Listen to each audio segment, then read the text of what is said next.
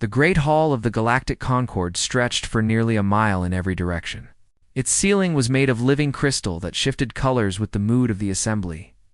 On this day, it glowed a calm blue, because the ancient rulers of the galaxy felt no concern about the small delegation that had traveled so far to stand before them. Ambassador Elena Vasquez was 52 years old. She had spent 30 years as a diplomat, solving problems between nations on Earth before humanity ever reached the stars. She had a calm face and steady hands, and she never raised her voice, even when others shouted. Her team of 12 stood behind her, all of them wearing the simple blue uniforms of the United Earth Federation. Before them sat the Triumvirate, the three species that had ruled the Galactic Concord for 12,000 years. The Vethkai were beings made of living crystal. Their bodies caught the light and scattered it into rainbows. High Arbiter Kethvorin was their leader, and he was older than human civilization itself. He looked at the humans, the way a person might look at insects crawling across a floor. The Durrani had 6 limbs and skin like polished bronze. They controlled trade across 1,000 star systems, and they measured everything in profit and loss. Their representative, Trademaster Yenthala, had already calculated that humans had nothing worth buying. The Arathi were vast beings who lived in the clouds of gas, giant planets. Their ambassador attended through a special chamber filled with swirling gases. When the Arathi spoke, their voice sounded like distant thunder rolling across mountains. 844 other species filled the HFY observation galleries above. Some had been members of the Concord for 10,000 years. Others had joined only a few centuries ago. All of them watched the humans with mild curiosity. A new species asking for membership was not unusual. It happened every few decades.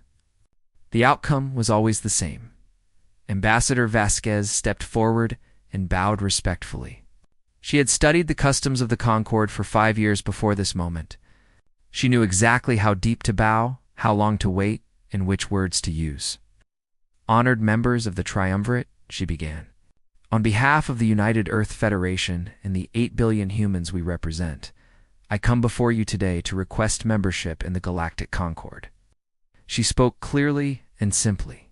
She explained that humanity had achieved faster-than-light travel only 20 years ago.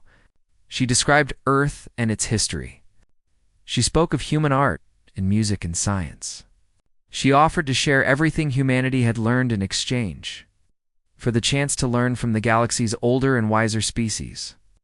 We do not ask for special treatment, Vasquez said.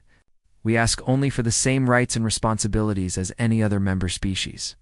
We wish to trade fairly, to explore peacefully, and to contribute to the great civilization you have built. She presented gifts: a sculpture carved from a single diamond, recordings of Earth's greatest symphonies, scientific data about a new type of energy production that human engineers had developed, seeds from 1,000 different plants, carefully preserved. The gifts were beautiful. The offer was generous. The words were perfect. None of it mattered. High Arbiter Kethvorin waited until Vasquez finished speaking. Then he made a sound that might have been a laugh. The crystals of his body chimed against each other like wind chimes in a cruel wind. How charming, he said. The young species believes it can simply walk into our hall and claim a seat among the stars. The Durrani Trademaster made a gesture of agreement with 3 of her 6 arms. They have nothing we want. Their technology is primitive. Their territory is insignificant. 47 systems. Some of our trading posts control more space than that. The Arathi ambassador's voice rumbled through the chamber. Let us not be too harsh. They are young. They do not understand how the galaxy works. Perhaps in another 1,000 years they will be ready. Kethvorin raised one crystalline hand. We have discussed your petition.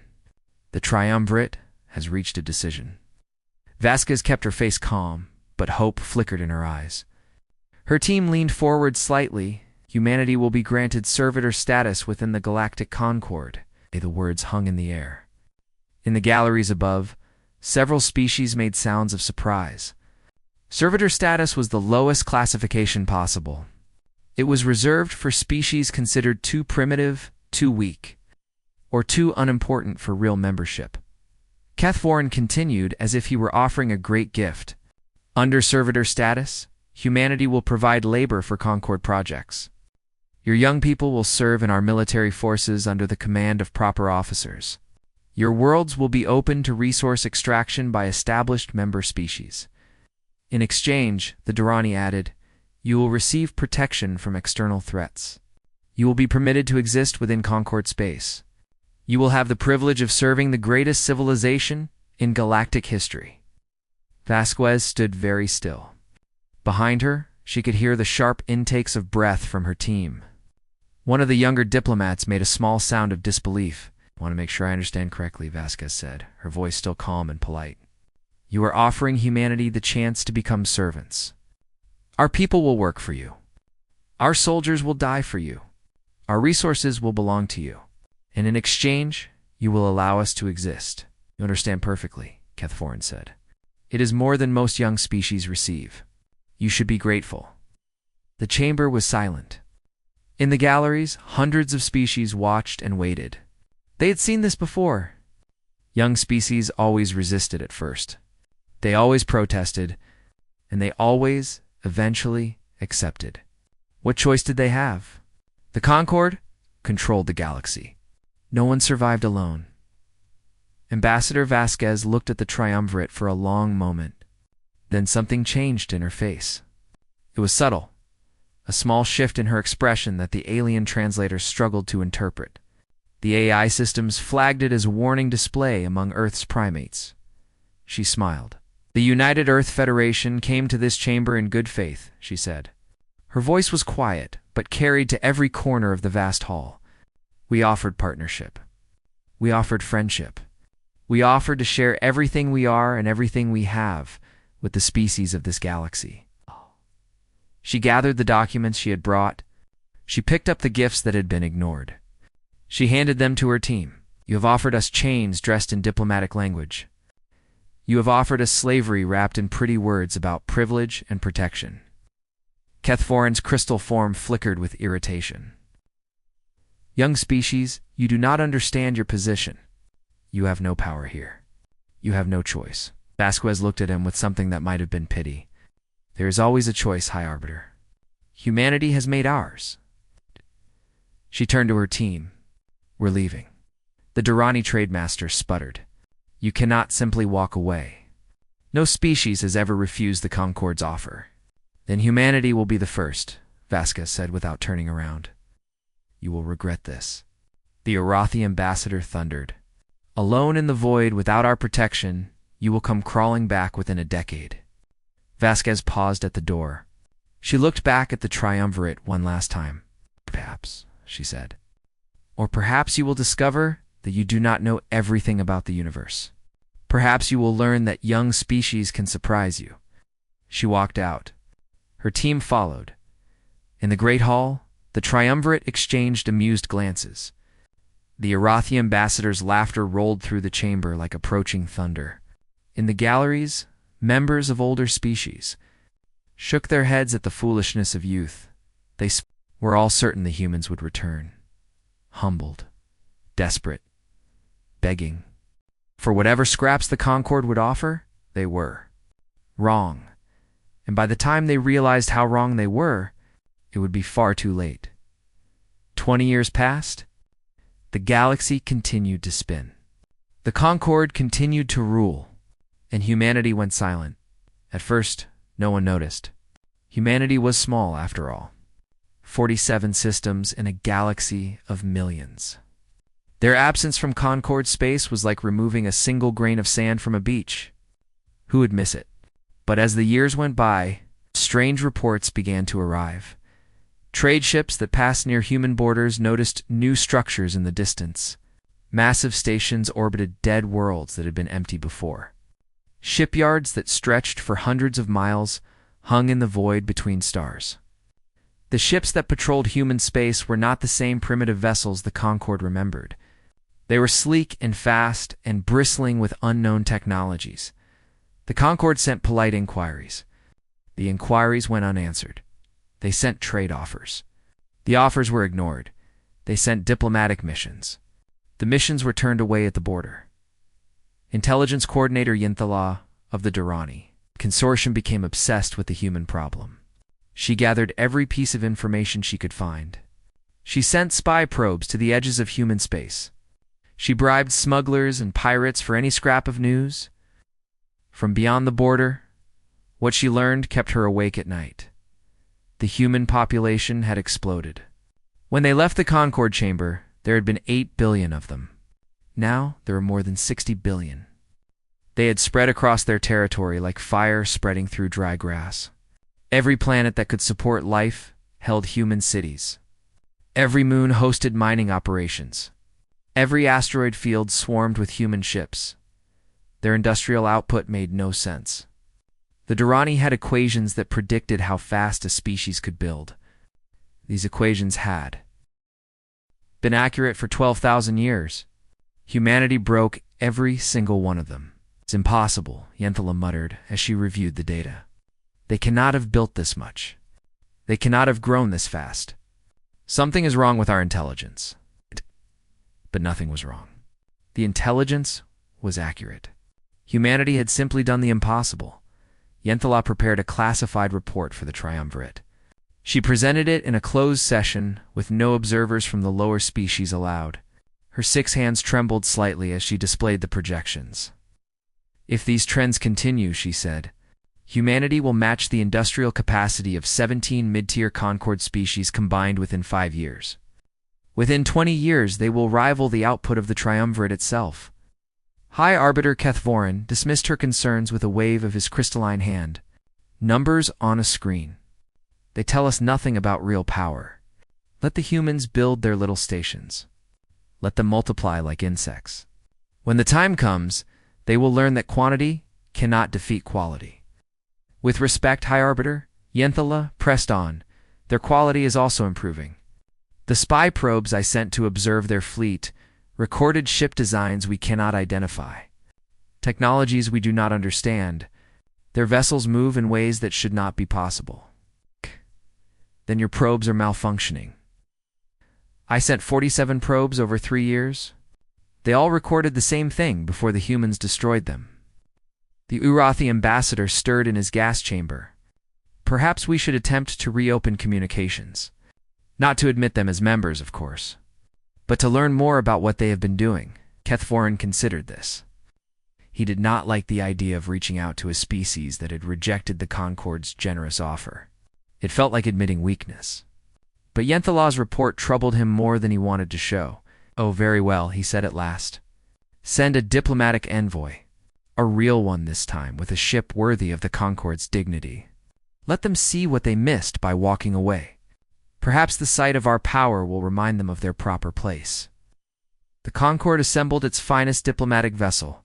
The ship was 3 miles long and carried weapons that could crack planets. Its crew included representatives from a dozen prestigious species. Its mission was simple. Remind humanity what they were dealing with, and bring them back to the negotiating table. The ship arrived at the human border after a 2-week journey. It was met by a single patrol vessel.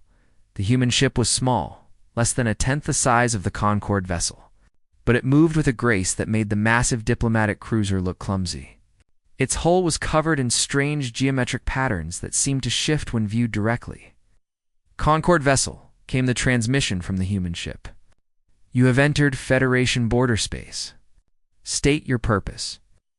The Concord ambassador, a Vethkai noble named Crystalla, responded with carefully rehearsed words of greeting. He spoke of the ancient friendship between all spacefaring peoples. He spoke of the Concord's desire to repair the unfortunate misunderstanding that had occurred 20 years ago. He spoke of new opportunities for partnership. The human officer who replied sounded bored. The United Earth Federation acknowledges your presence. Proceed to Border Station 7 for processing. You will wait there until a Federation representative is available to hear your petition. Ambassador Crystaller's form flickered with outrage. Petition. I am the personal representative of High Arbiter Kethvorin himself. I do not petition. I summon. There was a pause. Then the human officer spoke again, and this time there was something cold in her voice. Border Station 7. Processing. Petition. Those are your options. If you do not find them acceptable, you are free to return to Concord space. You cannot speak to me this way. I represent the Galactic Concord, and I represent the United Earth Federation. Border Station 7. This is your final warning. The small human ship turned slightly. Its weapons systems came online. The Concord vessel's sensors screamed warnings as they detected power readings that should have been impossible from a ship that size. Ambassador. Crystalor looked at his tactical officers. They looked back at him with fear in their eyes. Proceed to Border Station 7, he ordered quietly. Border Station 7 was a massive structure built into a hollowed-out asteroid. It was clean and efficient and completely unwelcoming. The Concord delegation was assigned quarters and told to wait. They waited for 6 months. During that time, Chrysler sent hundreds of messages to the Federation government. Most went unanswered. The few responses he received were brief and unhelpful. Someone would meet with him when someone was available. He should be patient. The Federation was very busy. Busy with what? Chrysler wondered. Busy doing what that was more important than meeting with an ambassador of the Galactic Concord? He spent his time observing the station. What he saw disturbed him deeply. Ships came and went constantly. Human ships of every size. From small personal craft to enormous cargo haulers to sleek military vessels that moved like predators through the void. But there were also ships from other species, ships Crystallar did not recognize. Species that were not part of the Concord. The humans had been busy indeed. They had not spent 21 years hiding in their territory. They had spent 20 years building something new, something that did not include the Concord. When Chrysler finally sent his report back to the Triumvirate, his message was simple and alarming. They're not coming back, he wrote. They never intended to come back. They have built their own civilization, and they do not need us. They do not want us. And I fear, honored leaders, that before long, they may not fear us either. The Triumvirate received this report with growing unease. They were beginning to realize that the humans who walked out of their hall 20 years ago had not been running away. They had been getting started. The Kreth hegemony had terrorized the galaxy's spinward rim for 800 years. They were a warrior species, tall and powerful, with armored skin and claws that could tear through metal. They lived for battle and measured honor and blood.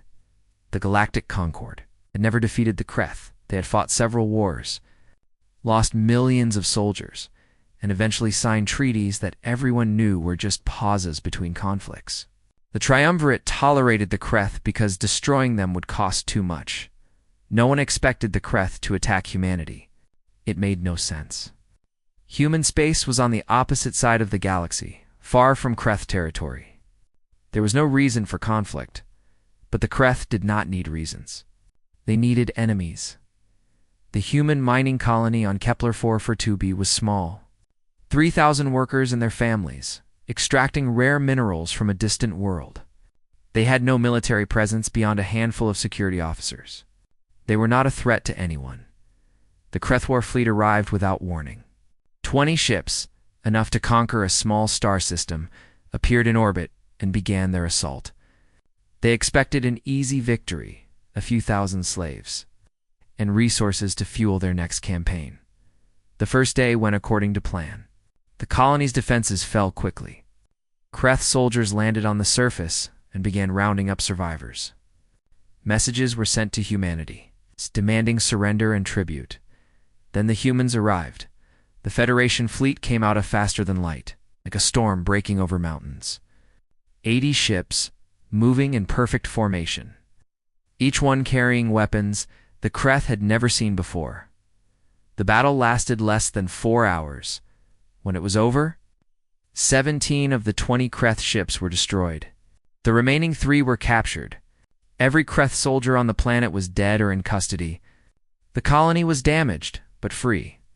But humanity was not finished. The Federation fleet did not return home. Instead, it grew.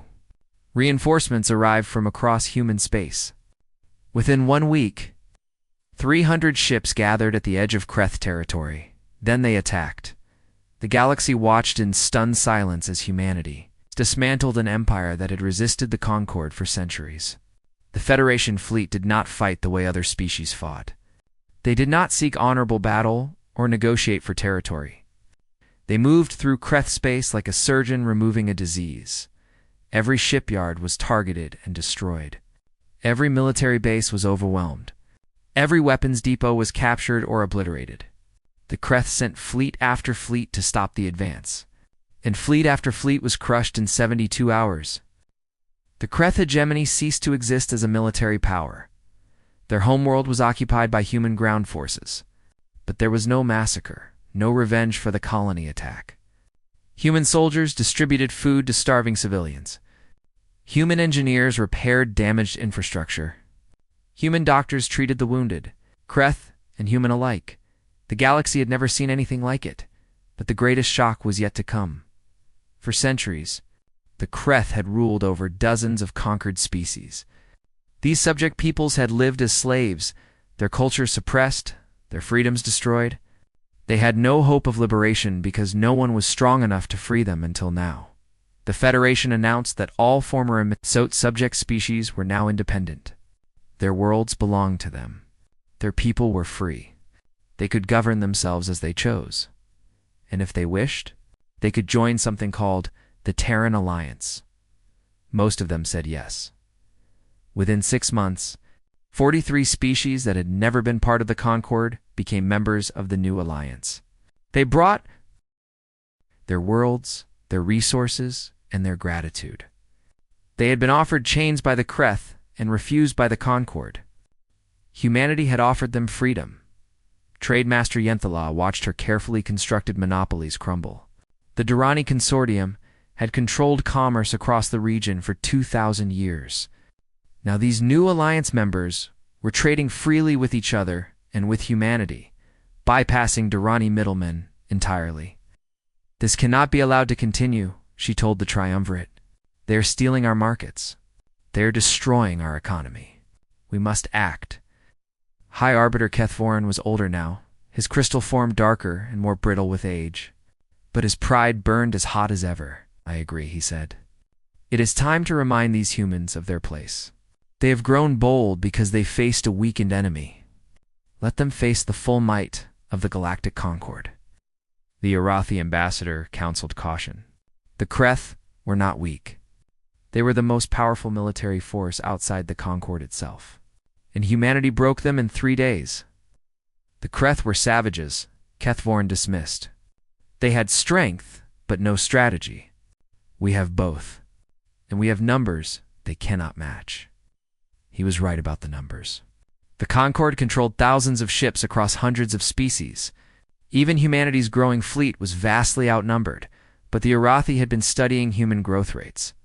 They had been analyzing the ships that patrolled human borders.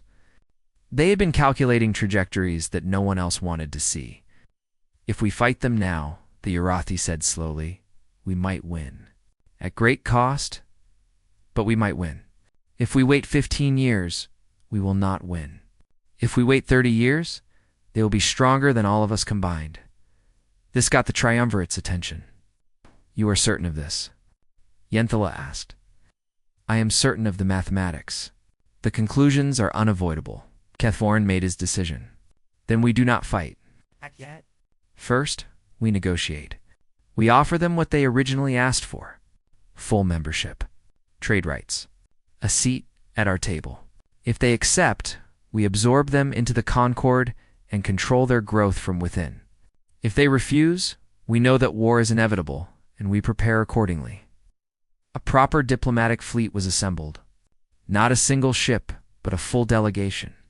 50 vessels carrying representatives from the most prestigious Concord species. Kethvorin himself led the mission. The first time a High Arbiter had traveled beyond Concord space in 3,000 years, the humans kept them waiting for 3 weeks, when Director Alina Vasquez finally received them. She was no longer the young ambassador who had walked out of the Concord Hall 23 years ago. Her hair was gray now, and lines marked her face. But her eyes were the same, calm and steady and utterly unafraid. High Arbiter, she said politely. Welcome to Federation space. I apologize for the delay. We have been very busy. Cathoran controlled his anger with difficulty. Director Vasquez. We have come to correct an old mistake. The Concord now offers humanity full membership with all rights and privileges. We offer trade agreements on favorable terms. We offer a formal apology for the misunderstanding that occurred at our first meeting. Vasquez read through the documents they had brought. She took her time, examining every page carefully. This is the same membership you denied us 23 years ago, she said finally. When we asked nicely, when we came to you with gifts and hope and open hands, circumstances change. We recognize now that humanity deserves better than what was offered. Before, Vasquez set the documents aside. Federation is no longer interested in joining the Galactic Concord, she said simply. Cathoran's form flickered with barely contained fury. You cannot refuse. We are offering you everything you asked for. You're offering us the past. We have built a future. Oh. She leaned forward slightly. However, we are prepared to discuss terms for the Concord's integration into the Terran Alliance. The chamber went silent. You want us to join you? Cathoran's voice was barely a whisper. We have ruled this galaxy for 12,000 years. You ruled a galaxy that no longer exists, Vasquez replied calmly. The Kreth learned this lesson.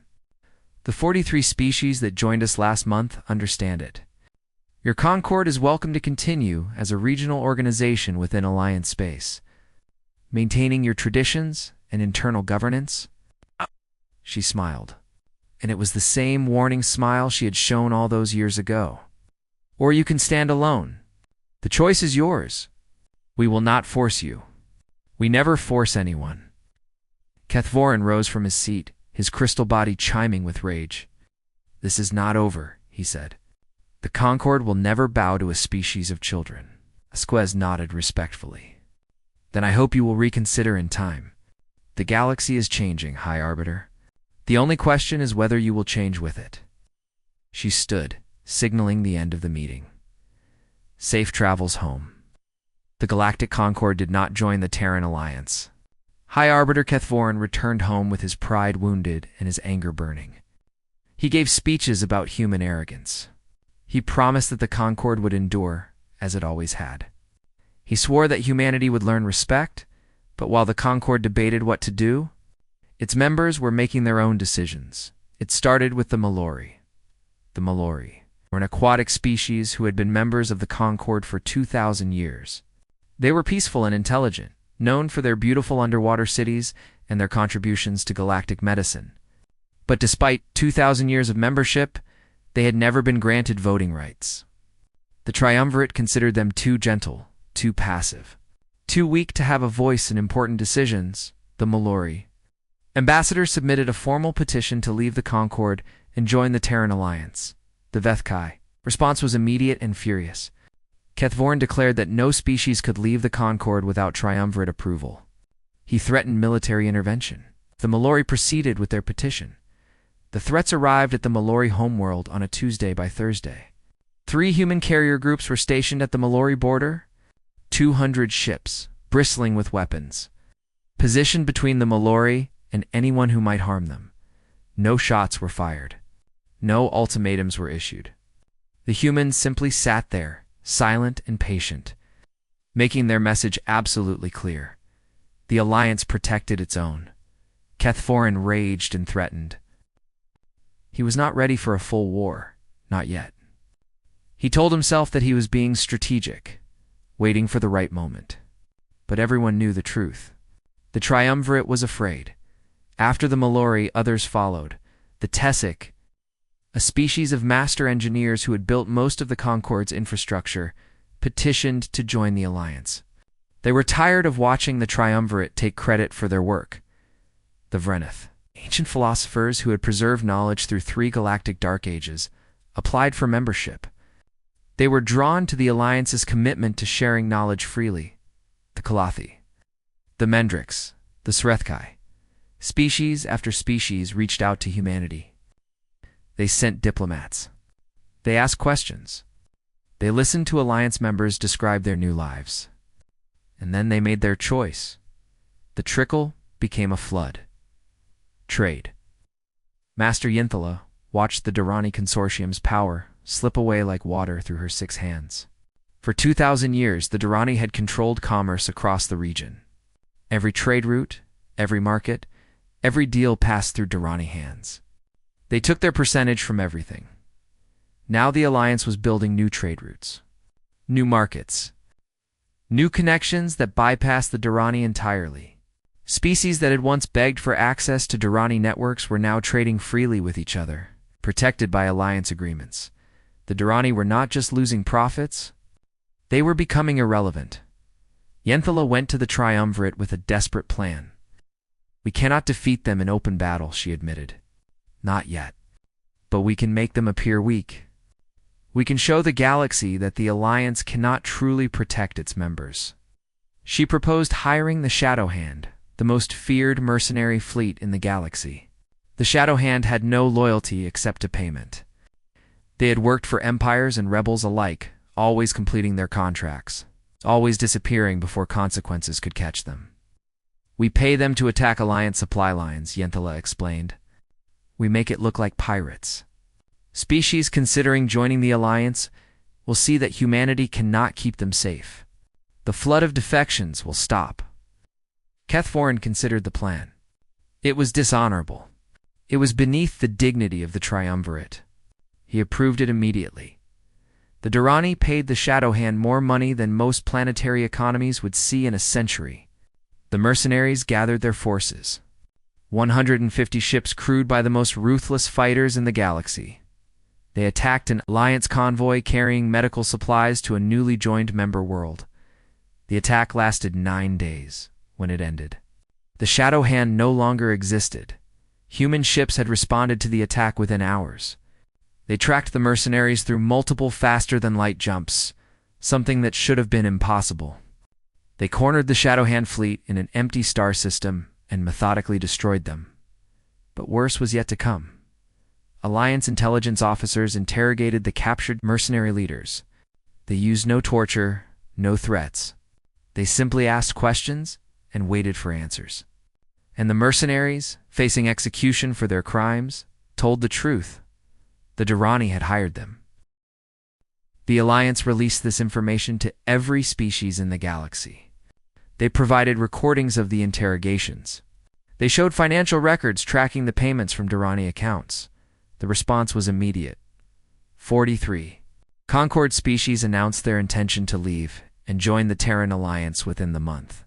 Even species that had been loyal to the Triumvirate for millennia suddenly found urgent reasons to reconsider their membership. The Vethkai Dominion, which had once ruled 100 worlds, was now reduced to their home system and a handful of faithful colonies. The Durrani faced economic collapse as species they had traded with for centuries severed all connections. The Urathi, always practical, begun quiet negotiations with the Alliance about integration. High Arbiter Kethforan was now ancient and bitter. His crystal form was dark and cracked, worn down by age and rage. He had watched the galaxy he ruled slip through his fingers. He could not accept it. He called a secret meeting of the remaining Concord loyalists. Species too proud or too afraid to join the Alliance. Species that hated humanity more than they feared them. Species with old grudges and new ambitions. We have one chance left, Kethforin told them. One final opportunity to restore the natural order of the galaxy. We must strike at the heart of humanity itself. We must attack Earth. The plan was simple. Gather every remaining Concord warship. Combine them into a single, massive fleet. Strike directly at the human homeworld while the Alliance fleet was spread across the galaxy, protecting its new members. Without Earth, humanity falls apart, Kethforin insisted. They are sentimental about their birth world. Destroy it, and you destroy their will to fight. Some of the species at the meeting hesitated. The plan was risky. If it failed, there would be no second chance. But others were eager. They had lost too much already. They wanted revenge. The War Council approved the attack. 3,000 ships from the remaining Concord species gathered in secret. It was the largest fleet ever assembled in galactic history. Every vessel that could fight was pressed into service. They launched toward human space, traveling through the emptiness between stars, where no one would detect them. They never reached Earth. Alliance intelligence had known about the plan from the beginning. Every secret meeting had been monitored. Every ship's departure had been tracked. The humans had watched their enemies assemble and done nothing to stop them because they wanted the Concorde fleet to come. The human fleet was waiting in the void. Positioned exactly where the Concorde would emerge from faster-than-light travel, just 200 ships faced 3,000. The Concorde commanders laughed when they saw the odds. They stopped laughing when the battle began. Human weapons were generations beyond anything the Concorde possessed. Their shields absorbed attacks that should have vaporized them. Their targeting systems never missed. Their ships moved together like a single organism, each vessel knowing exactly where to be and when to fire. The battle lasted for hours. When it was over, not a single Concorde vessel escaped. 200 human ships destroyed 3,000 enemies without losing a single fighter to enemy fire. The greatest fleet in galactic history was reduced to debris scattered across light years of empty space. High Arbiter Kethforin's flagship was among the last to fall. As his ship died around him, he sent one final message to the human commander. "How?" he asked. "How did you know? How did you become so strong?" The human admiral's response was simple. "You showed us what the galaxy was. We built something better." The flagship broke apart. Kethforin's ancient form shattered in the cold void. The Galactic Concorde died with him. The news of the battle spread across the galaxy at the speed of light. 3,000 ships destroyed. The greatest fleet ever assembled broken in hours. High Arbiter Kethforin dead. The Galactic Concorde finished as a military power. Many species expected what would come next. They had seen it before, in smaller conflicts throughout galactic history. The victor would demand surrender. They would occupy the defeated worlds. They would punish those who had opposed them and reward those who had supported them. The strong would rule the weak, as they always had. The Alliance did none of these things. No invasion fleet descended on the remaining Concorde worlds. No demands for unconditional surrender arrived. No punishment was threatened against those who had sent their ships to die in the void. Instead, Director Elena Vasquez appeared on every communication network in the galaxy simultaneously. Her image was broadcast to billions of screens, translated into thousands of languages.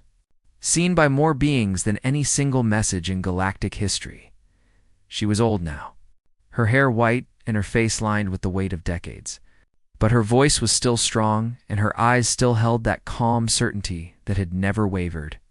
40 years ago, she began, "Humanity came to the Galactic Concorde asking for a chance to stand among you as equals.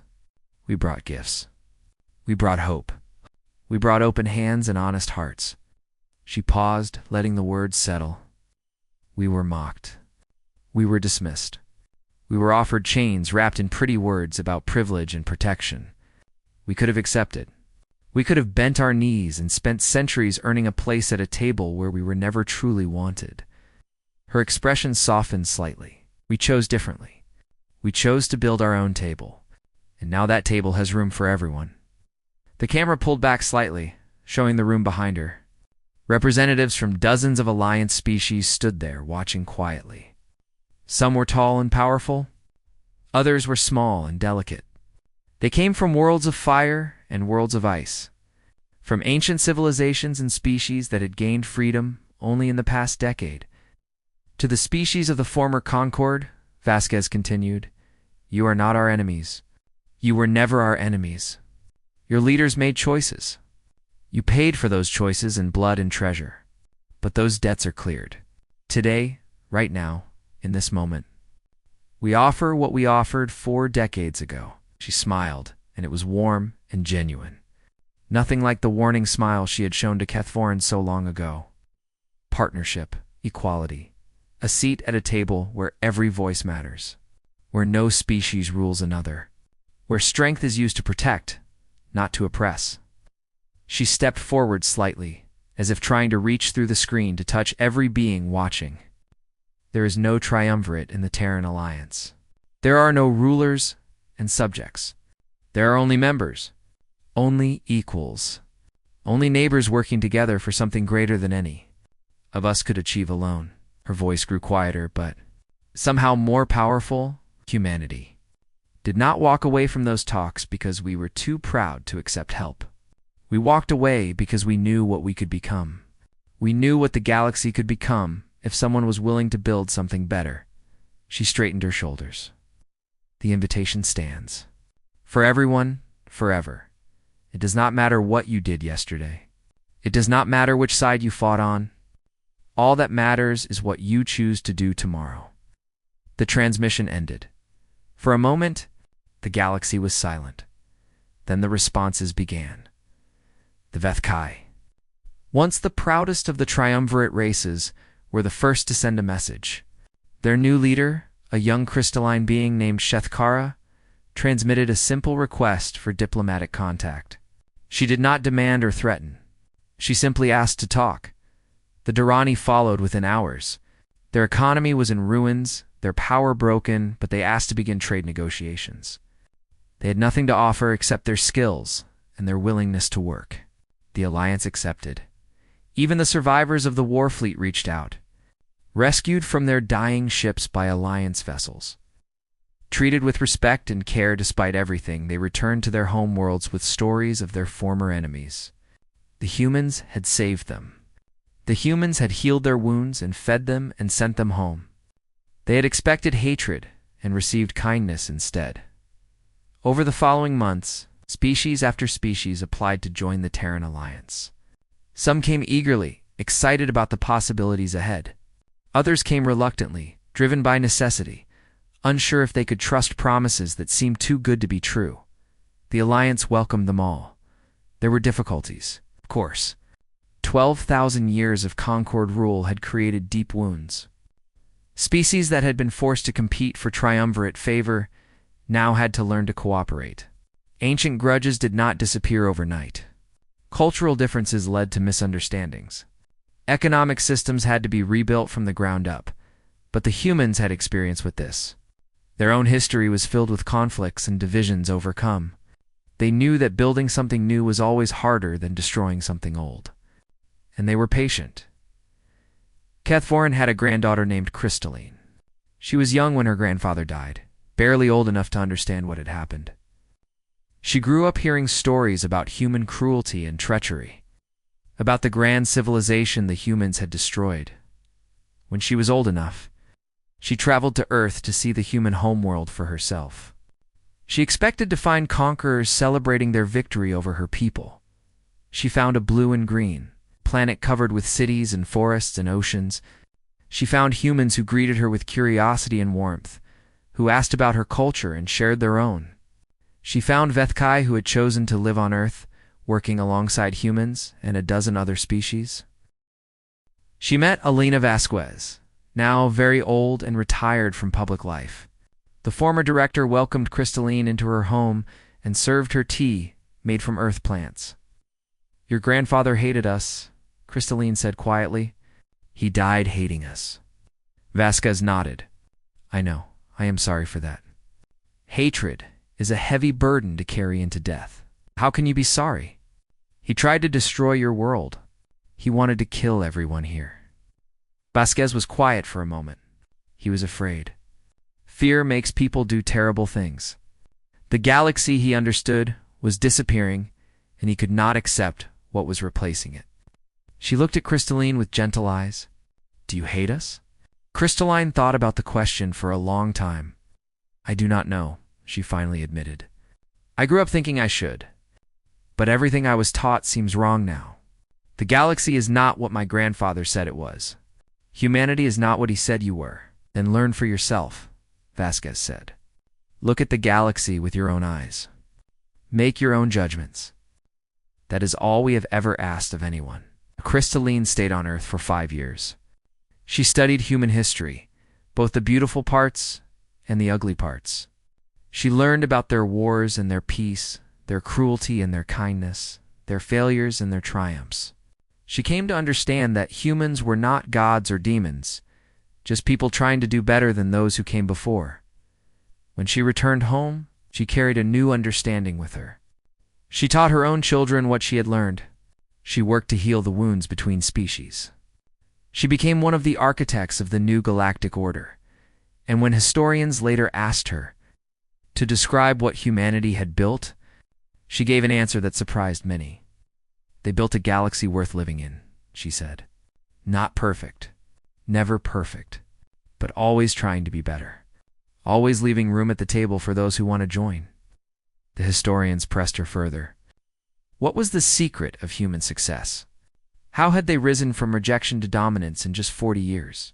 Crystalline thought about her grandmother's stories, about the day humanity walked out of the Concord Hall. She thought about the silence that followed, and the growth, and the wars, and the peace. "They did something no one else was willing to do," she said finally. When the galaxy told them they were nothing, they did not believe it. And when they became something, they did not use their power to make others feel small. They used it to help others grow. She smiled, and the light scattered through her crystalline form like a tiny rainbow. "My grandfather thought strength meant making others bow.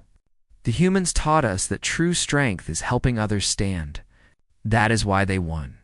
That is why they will keep winning, long after the rest of us have forgotten what the old galaxy was like." In the end, the galaxy that humanity built was not an empire. It was not a conquest. It was a promise kept across centuries and star systems. Everyone deserved a chance to reach for the stars, and the stars at last were open to all.